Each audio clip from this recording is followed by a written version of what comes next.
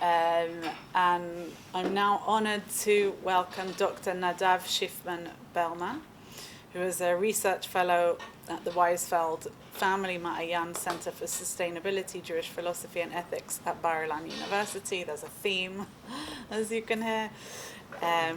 He's also adjunct lecturer at the Revel Graduate School of Jewish Studies at Yeshiva University. Nadav co-leads with Professor Tal Zarsky an ISF-funded research on Jewish legal thought, law and technology, and he is an editorial board member in the Journal of Jewish Ethics. Nadav. Okay. Good morning. Thank you, Gila. I have further questions. Wonderful presentation. Still waiting for the hostages to be returned as we speak and interact freely, and hoping for a peaceful future for us. Thank you to the Hebrew University of Jerusalem, where I wrote my PhD, Woznak, to the Congress staff, to the Union of the World Union of Jewish Studies, and to the Wieisfeld family, and to Miriam and Hanoch for really leading this wonderful intellectual initiative. So this paper, or the paper that this lecture presents or summarizes, is structured as follows. And it's too long for 20 minutes, so forgive me for being concise. It deals with ecological crisis. The problem is well known, so I'm not going to elaborate on it. I'll speak about emotional imbalance of our era and about ecological virtues and how it's relevant for nature protection. I'll speak about fear of heaven, or Yirat Shamayim, maybe also Yirat Haaretz, fear of earth, perhaps, in the context of Jewish ethics, and argue that the very idea of fear is a bit foreign to us, maybe since this 67 revolution that White is indicating, but also another milestone that I'll mention later. I'll speak about Hans Jonas in this context very briefly, about his idea of heuristics of fear that, again, doesn't sound very attractive in the age of love that we happen to inhabit. And I'll say a few words in conclusion, and that's really an invitation for further discussion. So that's the basic structure. The images are from the internet. So כל האומר דבר בשם אומרו, מביא גאולה לעולם. So let's start. So basically, the environmental crisis that we face could be addressed in various ways. The first is by technology, just inventing tools and solutions for solving the problems that we address. Some of them are very severe, and there are interesting discussions about the various solutions at hand. Another way is public policy. We can affect or minimize or diminish or prevent nature harms by being more wise about how to incentivize ourselves and the corporations and the government, etc. And there is this evasive idea of morality that we believe is foundational for how we act and interact in the world. So that's my topic today. And it is a famous saying by the late Rabbi Sachs that we face not only climate change, but also a cultural climate change in which the virtues, personal, civic, international perhaps, are a bit Michiganer. So that was his insight, and I'll say a few words about that in the context of agape, an important concept in Christianity that I work on its relationship with Jewish tradition. And for scholars like Rabbi Sachs, there is an influence to how we think about the virtues and between the physical and the metaphysical or the emotional or the mental. and ecological virtues. That's a field that I am considering here, and I assume that it matters and it has ramifications for nature protection. And I'm also a scholar of pragmatism and Jewish thought, of Jewish thought and pragmatism, and I think that the basic direction also of Soloveitchik in the emergence and of Bergson is or could be described as pragmatist in some sense, right? It's not an ultimist ethics, it's existential in this sense, maybe Nietzschean, hoping to be humble, and that's a quote from Professor Ron Sandler of Northeastern in Boston, one of the leaders in this field. Beside others, many, Professor Rosh Samuelson, and others that I cannot exhaust here, but this field of Judaism and nature protection has a great scholarly contributions by now. So I'm suggesting this term of environmental. Environmentalism is not necessarily about the mental realm, but what we try to suggest here is that our mentality matters for how we act in the world and how we may protect nature better than we do today in our alleged post-secular era, and that's a direction that I'm taking here. Environment, and on the other hand, how our mental qualities and morality can help us in doing that. And by saying that agape is important, I mean the following things. First of all, the idea in early Christianity is that God is love, in 1 John 4:8, and that's the strict version of agape, is what I consider here, the idea of unconditional love, and not dependent upon the other person's reaction or merit, and it's universal, capital U perhaps, and following the work of Anders Nygren or Nygren, and the Swedish theologian, this book became very influential in Christian ethics, and I think it's helpful for thinking about Jewish tradition through the lens of his threefold definition of nomos, that he identifies with Judaism, eros, that he identifies with Hellenism, and agape, that he thinks is a distinctive contribution of Christianity. And Christians, many Christian theologians actually disagree with Nygren and think that eros should balance agape, partiality, and not only impartiality, particularism, not only universalism, etc.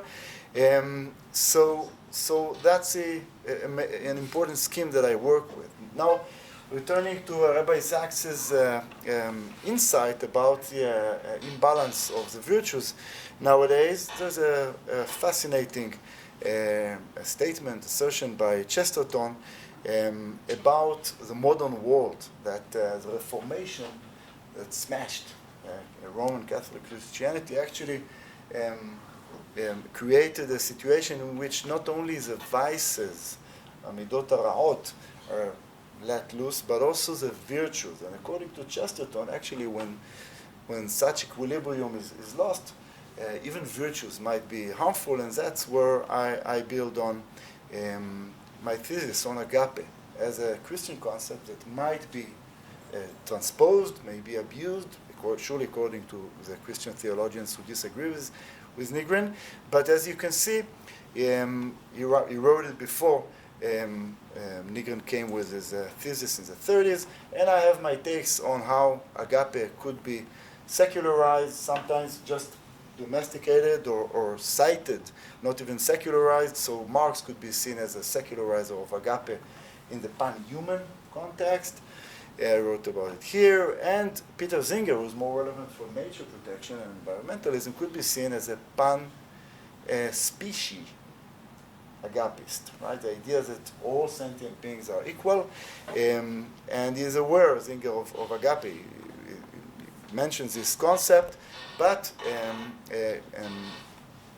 that's a suggestion that is relevant for us, and we're seemingly living in an agapic age, in this idea or in this context of being after the 1967 song, All You Need Is Love, and we have this nice song. It's a great song, Rak Ahava. The question is whether this love should be moderated or integrated with law, eros, but mainly law in our context, because law is where these negative, and denounced emotions of fear, judgment, that are not so attractive nowadays, are coming to mind. And when speaking about Judaism, we recall that there is this idea of nomos, right, that was very important in the Bible and in Talmudic Judaism. So that's the ecosystem, the ideational ecosystem that we live in, which is agapic in the sense of not so much about law, right? Trials, and of course there are interesting actual thoughts that come to mind in this idea of the respect for law and for the legal system that we'll not elaborate now. So section 2 about the fear of heaven, Yirat Shamayim, as an environmental virtue. Again, very briefly, just to say that in this section, I'll say a few words about the transformation from the Bible to the sages to later Judaism, and get to say a few words about Hans Jonas. I have about, Miriam, about 5 minutes. I'll do it quickly. So very quickly, in the Bible, Yirat Shamayim, Yirat Hashem, right? Yudet Vayve, it includes fear of heaven, as the rabbis later say, and also fear of earth, I want to say, because earth is one of the factors, right, in Ha'azinu. So earth is not only testifying, but also the executor of the punishment, or hopefully the reward that will benefit from if we preserve God's laws, right? So in the Bible, in the era of the Bible, I think people were fearing God, those who were pious, but also earth.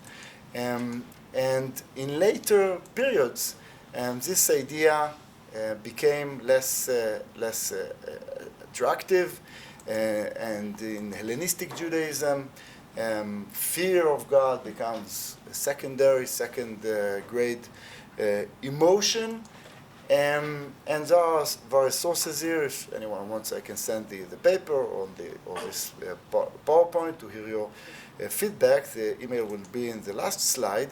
But my main suggestion, it's a kind of a constructive elaboration on Jonas's idea of heuristic of fear, is that fearing the consequences of our earthly or our religious harm of nature, which is right, no need to elaborate on the duties toward nature, is something that we forgot a little bit as moderns who live in an age of love.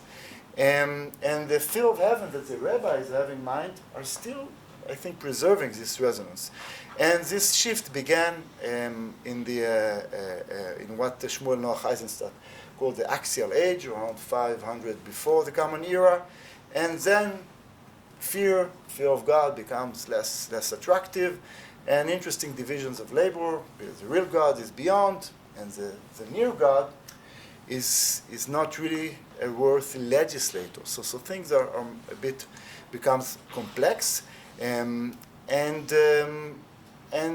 initially, for us to think of fear of God is challenging, and we are discussing this in the context of Jewish virtue ethics, in which, surely in the Musa movement, fear of God still was an important virtue to consider. And my initial suggestion is that reclaiming or restoring this religious instinct of fear of God, fear of heaven, fear of earth, can be productive for taking more seriously what we might lose if we will not preserve nature. And Yirat Shamayim in this regard can nourish our environmentalist commitments. So these are a few verses, and let me get to say just that the marginality of fear in Kabbalah, Hasidut, was remarked upon and researched by Lior Zaks Shmueli. Just came out with a book that I have to read, but already in her articles. So it's not my mere invention that fear of God, of sin, is less attractive for moderns. And that's the initial idea, and it has a specific and special relevance for negative commandments that, again, moderns are less, according to Hans Jonas, less attentive to. And Hans Jonas's idea of fear or heuristics of fear, heuristica shel hir'ah, we might say, I think borrows much from what I described. He's not referring to agape, even though he was well aware of Gnosticism and of various intellectual things that are here at the background. And initially he thought that the categorical imperative of Immanuel Kant, that you know, I guess, is just lacking in taking seriously consequences. It is too deontological. And according to Hans Jonas, we have to take seriously the implications of our actions. And he puts it in the following words, and he wrote about it in the Imperative of Responsibility, one of the most influential books in the 20th century environmentalism and philosophy and ethics, we might also say, for those who take Jonas seriously. And he is writing that the imaginative heuristics of fear, replacing the former projections of hope, and here he rejects or criticizes Bloch's idea of the philosophy of hope, must tell us what is possibly at stake and what we must be aware of. The magnitude of those stakes, taken together with the insufficiency of our predictive knowledge, leads to the pragmatic rule to give the prophecy of doom priority over the prophecy of bliss. And again, we are in an age of Nevi'ei Nechama, funded, not funded, and hearing concerns is harder for us as moderns, maybe also as an Israelis, surely in this complicated era.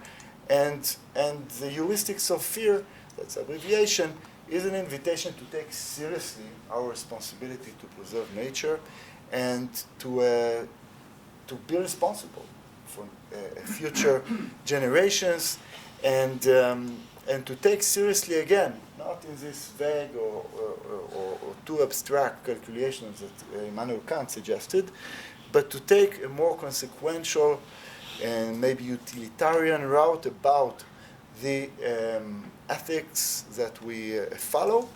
And it has a special attention to negative consequences, and he also remarks elsewhere that the negative commandments, prohibitive laws in the Decalogue in Judaism are especially relevant for moderns, given the immense possibilities, technological and other possibilities that we have. So this very idea of binding ourselves, tzimtzum, you might say, he mentions this concept elsewhere, is important for us as we enjoy unprecedented possibilities to act in the world. So that's very brief. I'll be happy to hear questions, comments, and that's basically an invitation to think about the environmental equilibrium that we live in. We saw that, according to Rabbi Zaks, Chesterton, there's a serious question about midot hatovot, virtues, and not only vices, and questions about Judaism, Christianity, of course, because agape, as I said, is originally a Christian concept, and Judaism as a normative and corporeal-based religion, which is or was committed to this worldliness or artziut, was committed to the idea that the fear of God is important, and I suggest that the fear of heaven included and may once again include the fear of earth, taking seriously the consequences of our actions in the world, and also rethinking the equilibrium, the interactions, ideational interactions between love and law, fear more related to law, and all of that should somehow lead for us to be better citizens of this world. So thank you.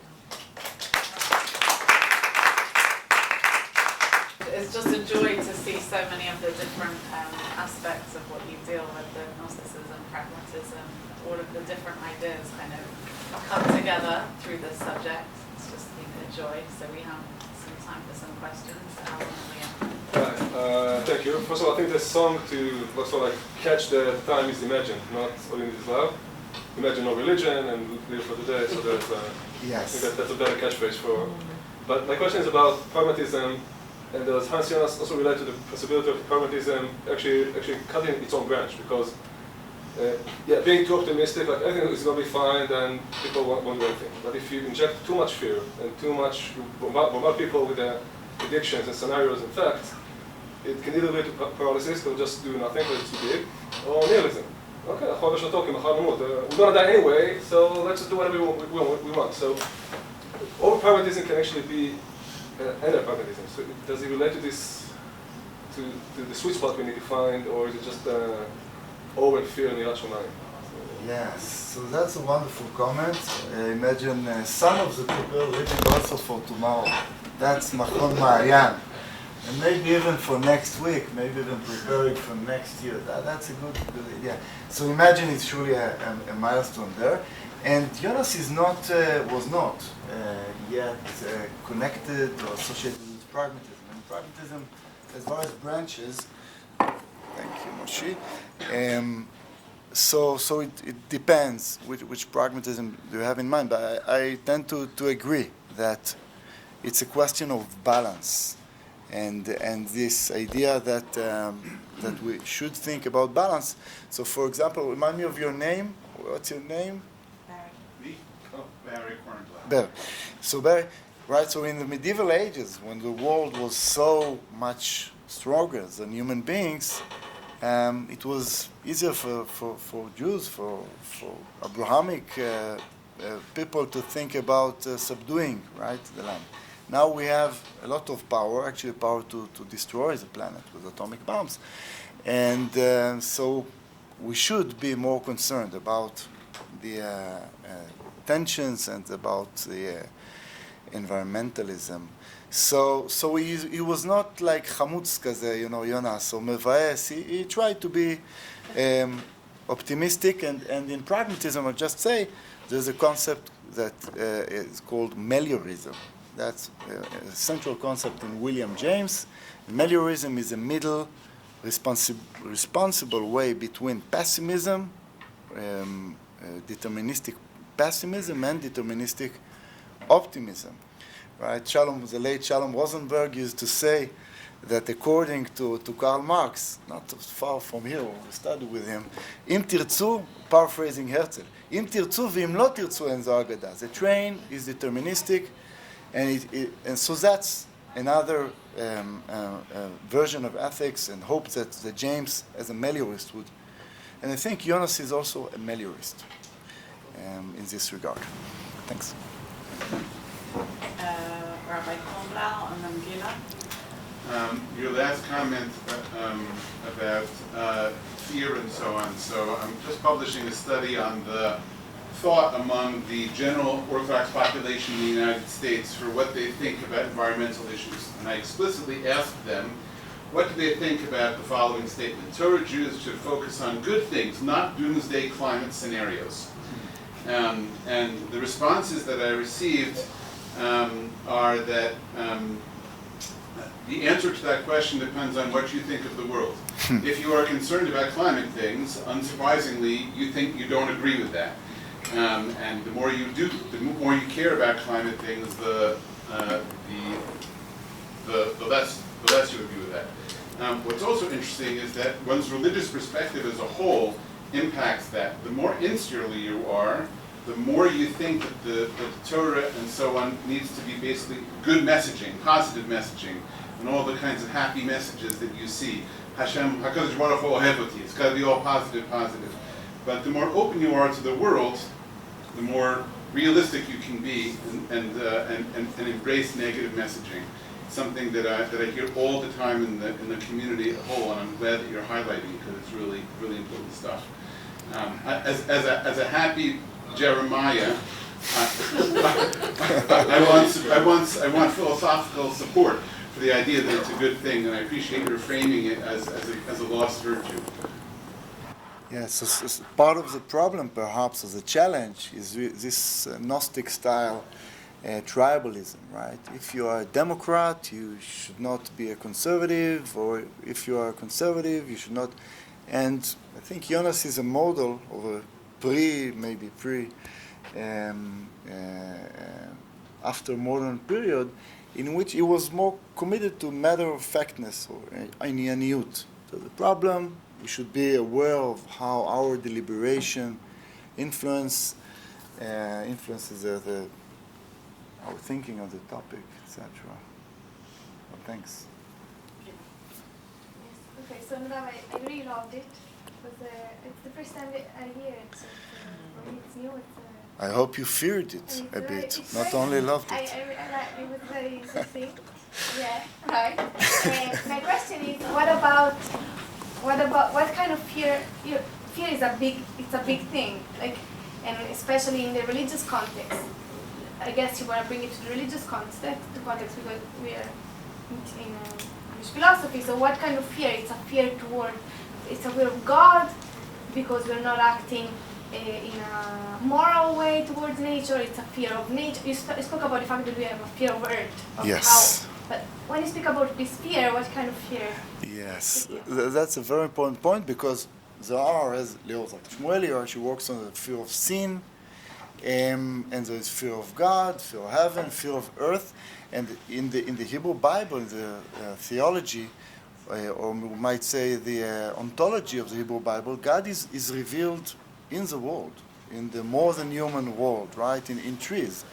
That's why, surely in other human beings, but in the Bible, people felt that they interacted in God with God more than we feel now in the post-axial age when God is conceived of as self-distancing thyself from the world. So, and I think much of Jewish thought is an attempt to restore this pre-agapic turn or axial age transformation where we started meeting big gods.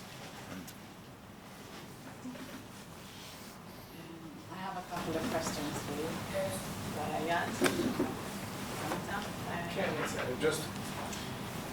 It's not even that I wrote this morning a post from Hanor.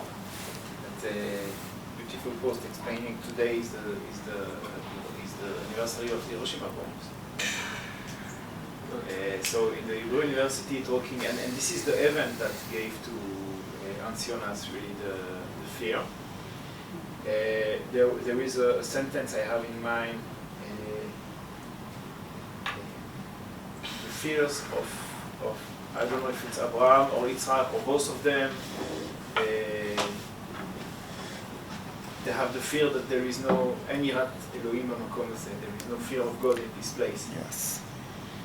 And I have just, it's not a question, it's rather a feeling that you are talking about something that is a bit gone from the world, has disappeared, and I don't know what it looks like really. I wish there are people such, and there is a work of restoration to bring it to consciousness. And then, based on that, it's clear, you made it and it became to me very clear. I don't know if it's the main point you asked to make, but the main thing I take is that once you have in your mind the Yirat Shamayim, once you have it, so you can easier act as Ancianas is expecting or is explaining that needs to be acted.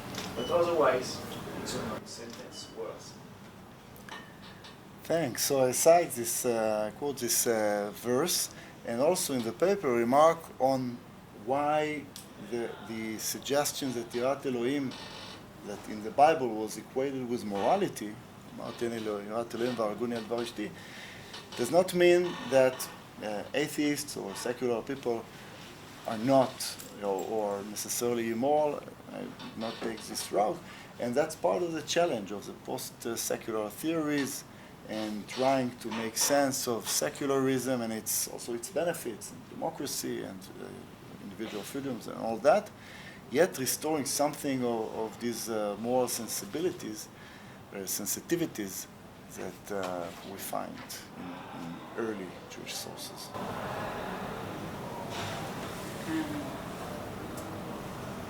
One of the models, I think there's even, it becomes even richer the more we listen to the questions. And one of the models of, firstly it's exciting that you bring Hans Jonas. I'm doing some work on Hans Jonas at the moment, and there's all this kind of talk of, he's not so well known here. And there's this kind of idea of accountability. He writes about the Sefer HaChaim, the Book of Life, in the phenomenon of life, I think, as like a model. How far is that a model for what you're saying? Sefer HaChaim, the way that this idea of accountability is, I guess it's like Aristotle, right? If how much it's kind of implanted in the mentality, the environmentality. That's kind of the first question, is the Sefer HaChaim kind of part of what you're saying?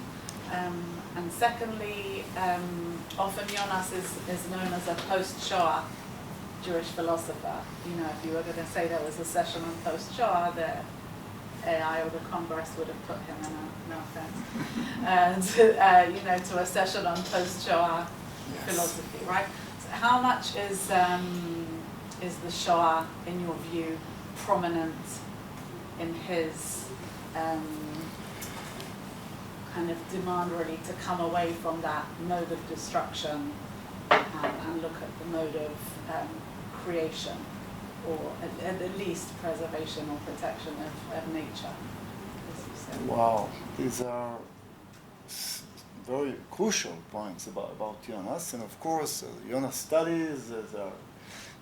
Christian Wiese wrote about Jonas's allusion to the Book of Life, and the God of the Bible, God of Abraham, is Elohei HaChaim, is because he's around, he's wandering around. You might meet him as you speak to a human being, and that's again different from the distant God. Surely the ganz andere God that Rudolf Otto describes, and for Jonas, life is a central concept. And you're right when he writes about it in his philosophy of biology.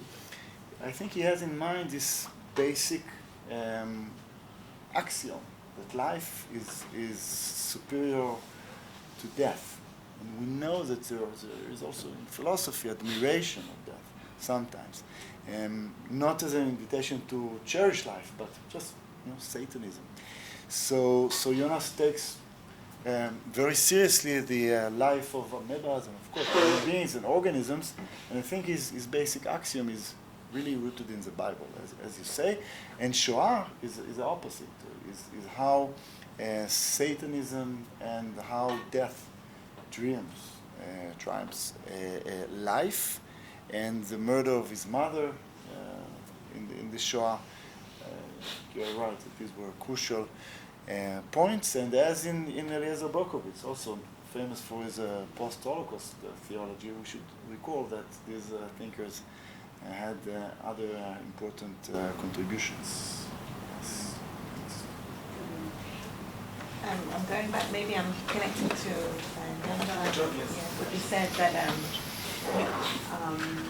I'm just wondering whether Yirat Shamayim is something that can be taught. I'm thinking of Hakol Midei Shamayim, Chutz Yirat Shamayim. Maybe it's something either you're born with it or you're not, or you don't have it.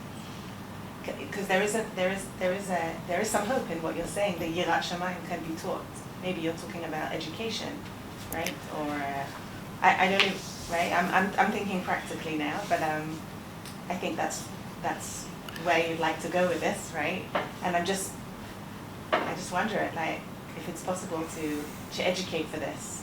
And there's one level of educating for this within a community that talks about these kind of concepts. And then there's another level of taking it out to the wider world, right? How do you educate for that? So I'm just, and is it possible to educate for that? Yes, so that's a central question, and in the halachic context, the answer would be surely, mentioned the Musa movement. Yes, it's done by mitzvot, way of life of Torah and mitzvot, but Jonas himself, not an Orthodox Jew, passed away in 1993, lived in Rochelle, attended a Reform synagogue there. So that's again a question, because his interlocutors in the New School for Social Research, where he taught,